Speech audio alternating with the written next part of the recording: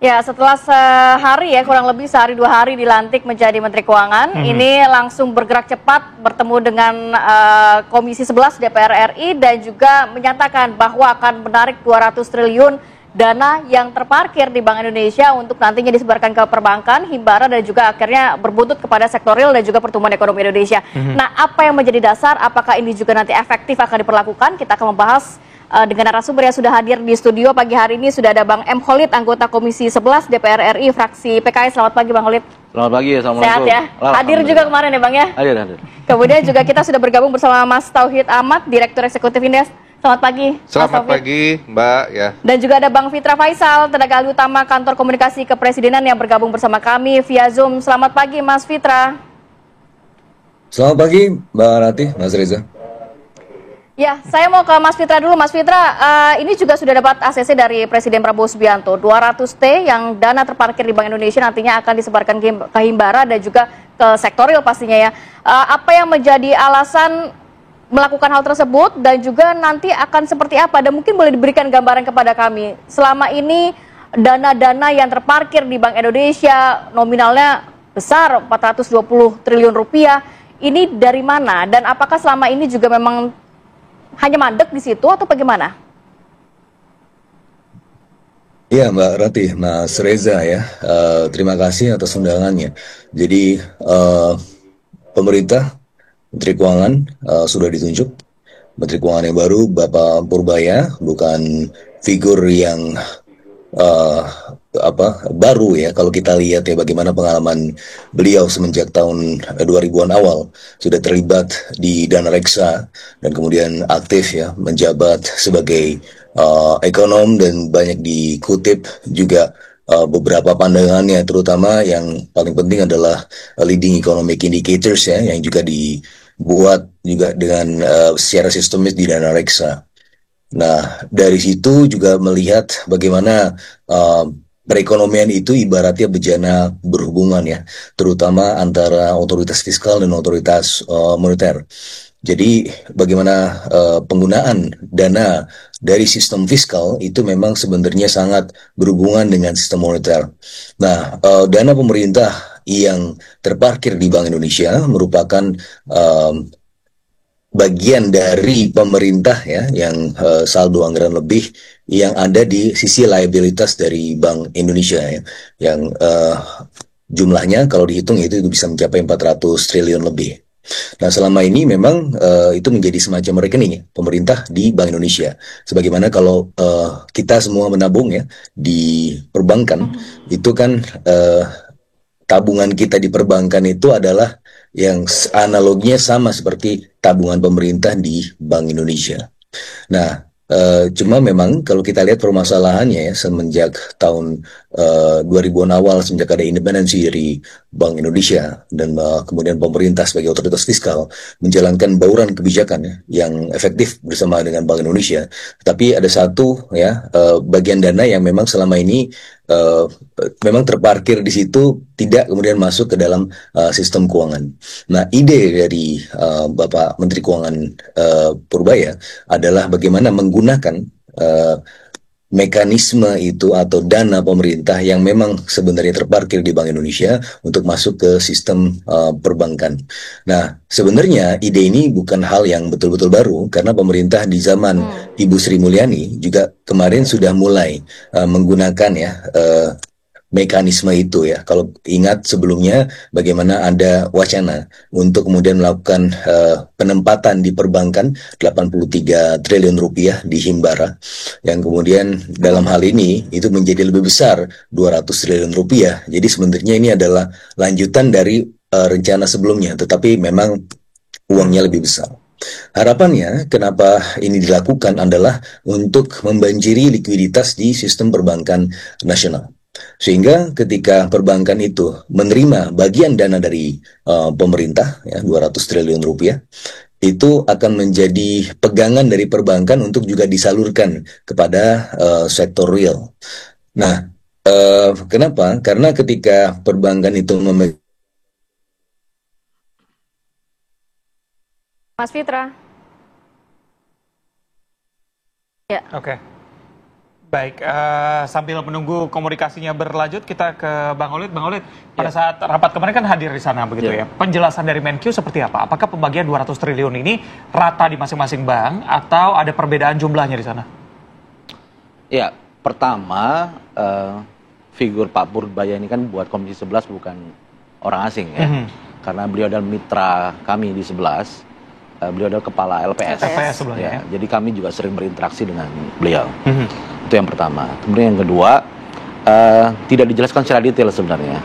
Ini bermula dari pertanyaan teman-teman di Komisi 11, apa kebijakan yang membedakan dari Menkyu baru dengan Menkyu lama? Karena Pak Purba dalam kompresnya kan mengatakan, ya kita akan bisa mencapai 6 hingga 7% pertumbuhan ekonomi. Tentu kita senang dong. Masyarakat berharap, betul Pak Tauhid ya? Masyarakat berharap, kita senang, ada optimisme akan bisa mencapai 6 hingga 7% pertumbuhan ekonomi.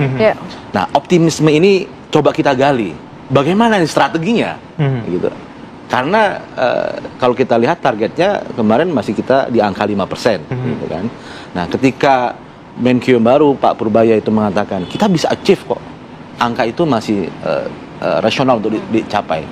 Maka beliau memunculkan ide itu. Salah satunya adalah beliau akan menggunakan dana SAL yang di Bank Indonesia itu untuk disalurkan di perbankan di Bank Himbara.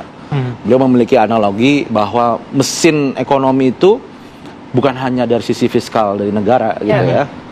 Tapi bagaimana sektor privat ini, sektor swasta ini juga bergerak. Karena itu sektor kebijakan fiskal ini juga harus menstimulasi agar sektor swasta ini bergerak melalui sistem perbankan. Nah, beliau logika argumentasi beliau seperti itu.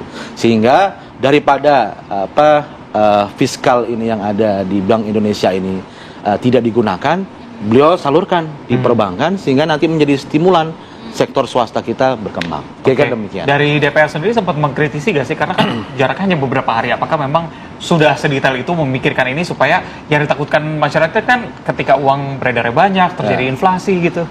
Ya, kami sih mengapresiasi ya. Dalam arti kita berikan ruang. Apa kira-kira? Karena kita ingin menanyakan, ingin menguji. Apa sih yang berbeda gitu? Apa sesuatu yang baru sehingga optimisme itu muncul?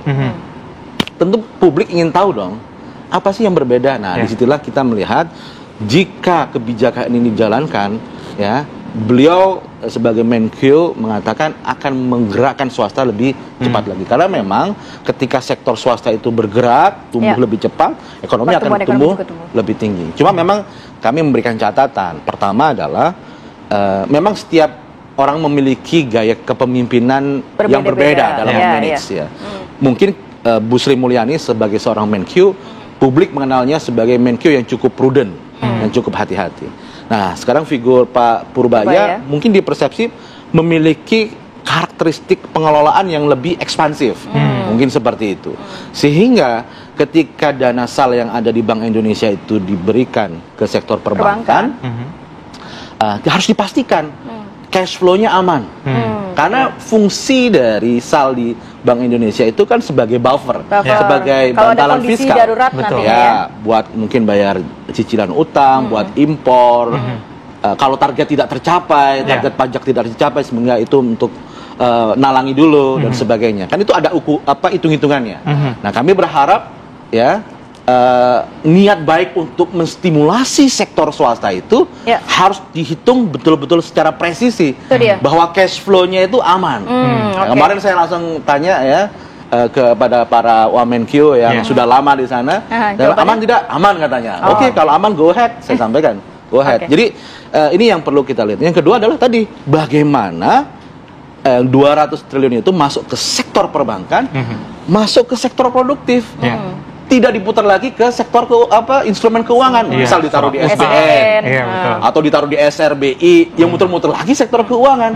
Ya, maka yang dipastikan adalah selain cash flow-nya aman tadi ya, sesuai perhitungan, yang kedua adalah disalurkan ke sektor-sektor yang produktif yang menggerakkan ekonomi yang real di sini. Masyarakat bergerak Ya. lagi, swasta bergerak lagi. Mas Tauhid Ahmad, kalau kita berbicara tadi poinnya penting, ada dua hal yang memastikan nantinya uang 200 triliun ini benar-benar digerakkan untuk sektor real. Jangan sampai masuk ke perbankan, mungkin juga jadi nganggur atau masuk ke dalam investasi, SBR dan lain sebagainya. Kemudian apakah kalau nanti kan sempat ada pernyataan dari Menkyu, 200 triliun kita lihat dulu seminggu, 2 minggu, 3 minggu, kalau kurang kita akan tambah lagi. Iya. Berbahaya nggak sih? Tadi kan dikatakan Bank Indonesia harus punya nih untuk buffer kondisi darurat. Kementerian Iya. Keuangan maksudnya. Kementerian Keuangan maksud kami. Ya, yang pertama urgensinya ada nggak sih 200 triliun ke perekonomian begitu ya. Ini bank kan punya ukuran-ukuran. Ya, salah satu ukurannya adalah loan to deposit ratio. Jadi berapa banyak kredit yang disalurkan dibandingkan dana pihak ketiga. Angka terakhir kita sekitar 84 sampai 85%. Itu cukup sehat. Artinya bank itu tidak kekeringan likuiditas. Iya, iya. Jadi bukan persoalan nggak ada uang gitu. Uangnya ada begitu ya. Tapi nggak liquid aja. Tapi bukan nggak liquid, tetapi demand-nya nggak ada. Permintaan kreditnya rendah. Kredit kita itu hanya 7%. Ya. Bukan uangnya nggak ada di perekonomian ya. Demand-nya nggak ada. Demand-nya nggak ada. Kalau normal itu 11 sampai 12. Jadi bukan nggak ada uang. Itu yang pertama begitu ya. Kalau dia kredit udah seret, itu LDR-nya udah di atas 92-93%. Berarti butuh injeksi. Nah, urgensi itu yang kemudian lo kan bank nggak butuh lagi sehat-sehatnya gitu ya. Justru persoalannya ada demand. Demand ini terkait dengan kebutuhan untuk memperkuat daya beli, apakah konsumsi, investasi, kebutuhan untuk permodalan di sektor ekspor impor. Nah itunya ada nggak? Kalau itu nggak ada ya, kalau misalnya katakanlah kreditnya 12-13 kemudian LDR-nya 92, memang butuh injeksi. Ini urgensinya kan belum ketemu nih. Jadi pendekatan supply, kalau demand-nya nggak ketemu, belum ada diciptakan oleh pemerintah dan swasta, maka menurut saya akan sangat sia-sia gitu. Itu yang pertama. Yang kedua soal cash management ya. Kita lihat bahwa ada uang pemerintah di Bank Indonesia itu 425 T. Triliun ya. Iya. Kalau kita lihat anggaran pemerintah tuh setahun 2025 3.000 T. Untuk putaran uang per bulan kurang lebih 225 untuk belanja pemerintah pusat, 300 T untuk APBN secara keseluruhan, ke daerah dan sebagainya. Artinya yang benar-benar terparkir ya itu sekitar mungkin 150 sampai 200 T. Jadi kalau 225 dia putar ke belanja pusat ataupun sampai 300 ke T, itu nganggur. Nah, nganggur itu kan sebagai buffer, cadangan. Ya. Begitu kalau tadi saya sepakat dengan Mas Khalid bahwa kalau ada terjadi suatu misalnya trennya pajak nggak tercapai nih tahun ini begitu ya otomatis dana cadangan itu yang kemudian di-disburse begitu. Nah khawatirnya kalau 200 ini kemudian ditaruh di bank ya ada kebutuhan dan sebagainya, cadangannya kita khawatir aja nih. Nah, konsekuensinya aja apa kemudian ya Kemenkyu ya aman betul, tapi akhirnya dia akan narik utang baru, front loading di depan 200 T dengan imbal hasil yang SBN tenor 10 tahun, bunganya lebih tinggi, mungkin 6,4, 6,5 resikonya, ya pemerintah harus menanggung kos yang lebih besar, begitu. Nah ini masalahnya soal urgensi, kedua resiko, begitu. Memang saya setuju ini salah satu cara untuk mendorong pertumbuhan ekonomi, begitu. Masalahnya adalah demand problem kita nih di demand gitu, daya beli rendah dan sebagainya. Kenapa kita itu belum berhasil? Bisa jadi penyerapan anggaran pemerintah sampai Juni itu baru 39,8%.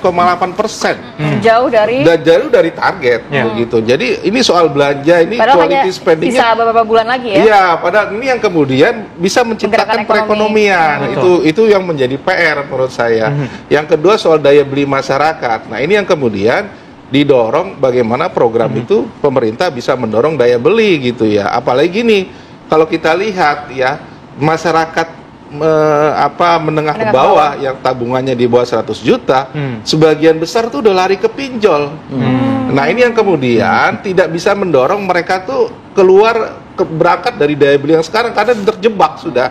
Nah, ini yang kemudian demand tuh nggak akan muncul. Jadi Dan kalau itu menurut uang Anda ini kakunya sebenarnya nggak nggak tepat kebijakan ini dilakukan karena memang akar masalahnya adalah demand dari Demand-nya, masyarakat. betul. Sedangkan kita tahu pertumbuhan ekonomi disokong oleh daya beli masyarakat. Daya beli masyarakat, gitu. Menurut saya itu yang harus, ya nggak ada masalah diparkirin perbankan, tapi dana itu nggak akan bisa dipakai, gitu loh, nggak ada masalah gitu. Yang cukup menarik tadi Bang Fitra juga bilang bahwa sebenarnya kebijakan ini sudah dilakukan oleh Bu Sri Mulyani dengan angka yang tidak sebesar ini. Sebenarnya bagaimana Indef menilai apa yang sudah dilakukan Sri Mulyani sebelumnya dan apakah efektif dengan jumlah yang fantastis sekarang? Kita akan bahas usai jeda, tetap bersama kami.